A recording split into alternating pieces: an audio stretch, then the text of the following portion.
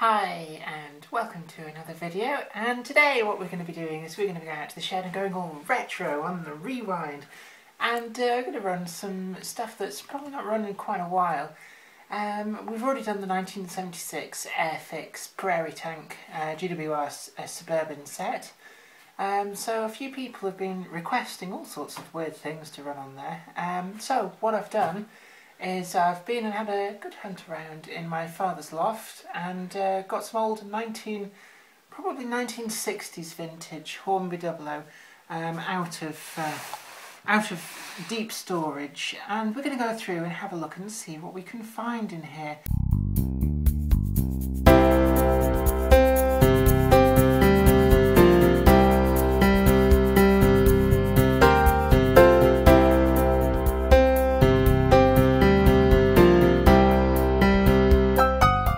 Let's see what we've got. They're all wrapped up in, it's actually kitchen roll, to stop stuff from being scratched, because these are Hornby Dublo coaches, probably about 1961, 1962 vintage. They're made from a combination of, there's a metal chassis, metal bogie frames, then plastic wheels, plastic detail add-ons. They're actually quite crude compared to modern standards, but in their day these were outstanding coaches. And then using a combination of the plastic detail moulded roof and ends, but with tin plate sides. That's the same sort of material that your fancy biscuit tins are still to this day made of. And it's a good combination, and to be honest, after Hornby Dublo went bust in the 1960s, there isn't really anybody who brought anything as good as these to the market until you're probably looking at the 1990s, before model railways got back to where they were. Anyway, that's a Suburban Brake Third. A lot of these do have boxes, but my father and I always tended to keep them, the rolling stock, separate from the boxes, because if you're continually taking stuff in and out of boxes, the boxes do get damaged. So let's see, we've got an all third, no, first third Suburban coach. As you can see, there's no corridor connections on the end. There was a day when travelling by train was like that. If you needed the loo, tough if your coach didn't have a loo.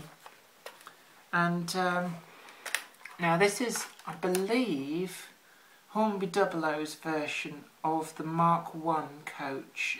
We can compare these to the Bachmann coaches that we've got quite a lot of out in the shed. I believe these are slightly shorter, mostly due to the limitations of people's train sets of the day. It has to be remembered that these were largely considered to be toys, so they're designed to go around much tighter curves than newer models would be.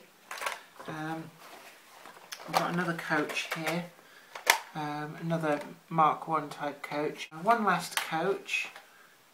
This one was actually bought brand new from a shop in Liverpool called Hatton's. That's the tender. There's another locomotive here. That's not the tender to go with this locomotive. This is an R1 locomotive. Because the model railway that's out in the shed is a 2-rail layout and not a 3-rail one, which is what most of my father and I's old collection was. We're very limited in what we can run, but that is a 2-rail locomotive. And this is, yeah, I picked this one because it's a nice express locomotive. It's a city class 462 tender locomotive. Ex-LMS. This is in British Railways Express Maroon. We'll just hook those two together. And what we can immediately see about these is that they are somewhat cruder than modern locomotive rolling stock from manufacturers. But nonetheless, they're actually very, very good for their day. I mean, the actual core casting for this dates back to some arguments would have 1939, but commercially it was only released post Second World War. So it's quite an old model. It's been updated to represent a little bit more detail. We can also see that things like the valve gear and the wheels look a bit more crude, a bit more toy-like, but considering this is pushing 50 years old, that's not a bad effort. Whether or not it runs is another matter, and we'll have to take it out to the shed to see that.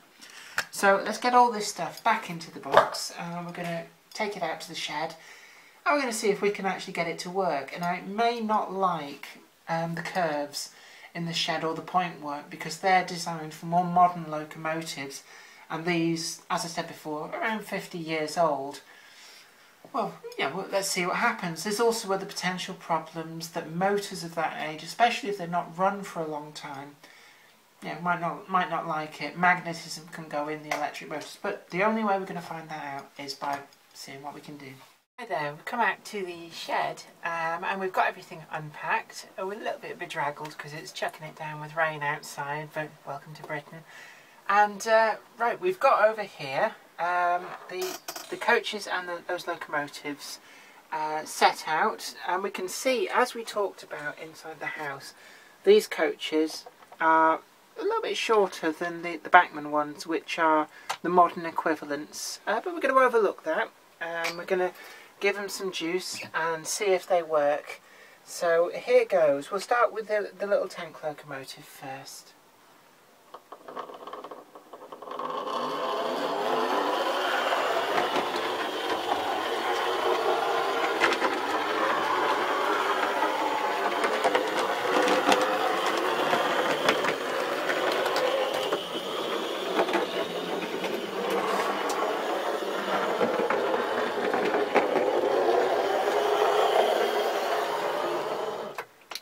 Actually works surprisingly well given the length of stay it's had in my parents' loft.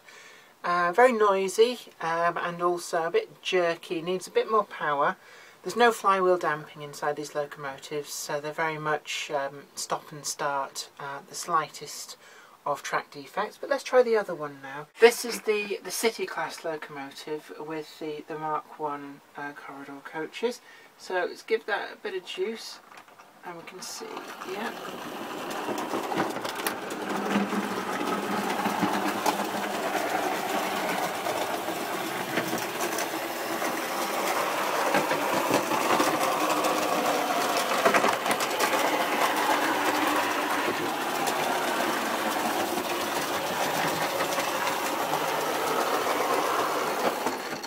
Actually works surprisingly well.